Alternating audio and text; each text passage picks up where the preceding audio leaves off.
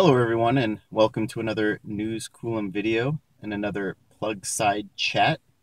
So I have a bit of a modest proposal here.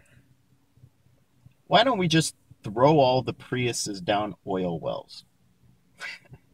So while that might seem sort of absurd, what I'm saying there is we can actually use things like Prius hybrids as a battery storage technology. Now, I had this idea just rolling around in my head because I've seen larger implementations, but I actually feel like small scale implementations where you actually have holes where you put a weighted cable attached to an electric motor that basically acts as a generator as that weight descends down the hole. Now, like I said, I've seen some larger scale implementations, but I thought, why are we wasting all of these oil wells that people have already dug, right? Why not just cap them off at where they start leaking into groundwater, putting the concrete plug basically down the hole, sleeving it. It's already drilled, thousands of feet down, and putting a weight that's attached to a cable, and you simply use a motor like the Prius motor to pulley the weight up and let it descend when you want to generate power. For those of us who drive electric vehicles, we see how much power is generated from regenerative braking. It's just a simple concept essentially of storing energy as potential energy, and then it transitions to kinetic energy as the weight drops. But by hooking it up to an electric motor, you can control the descent and use that gravity on that mass to spool up the electric motor and make it act as a generator, feeding that power back to the grid. And the reason I picked out the Prius is, well, there's just so many of them. And unlike many of the plug-in hybrid electric vehicles, the Prius has a relatively small motor.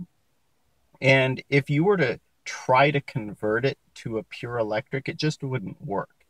So eventually we're going to be done with fossil fuels. We have to be.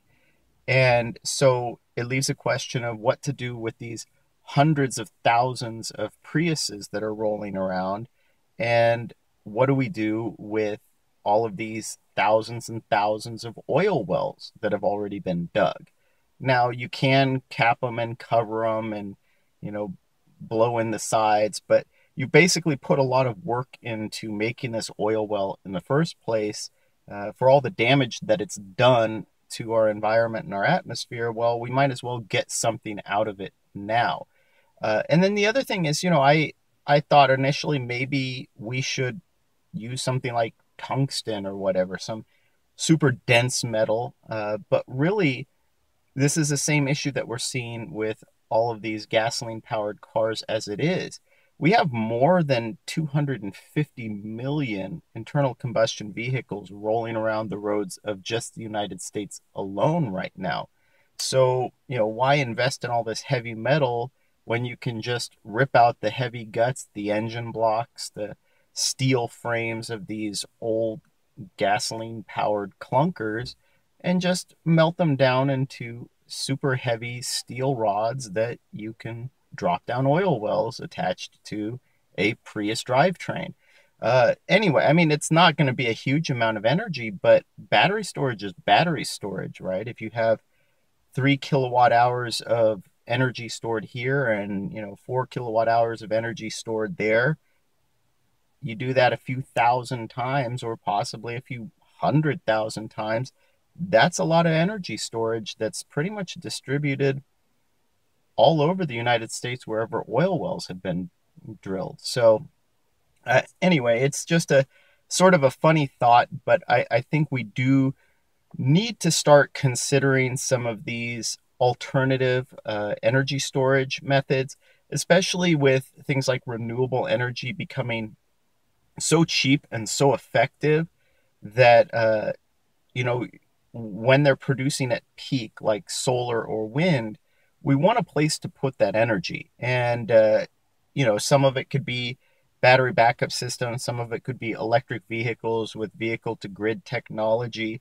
Uh, but we can use more methods than just that. And like I said, part of the imperative is getting these internal combustion engine vehicles off of the road, like those cash to clunker programs, because even if you pass your internal combustion engine vehicle on to someone else and replace it with an EV of your own, well, your direct damage to the environment and your, contribution to greenhouse gases, those are all lowered, but you basically just passed on a machine to someone else that continues to pollute in the same way that it was polluting when you were driving it.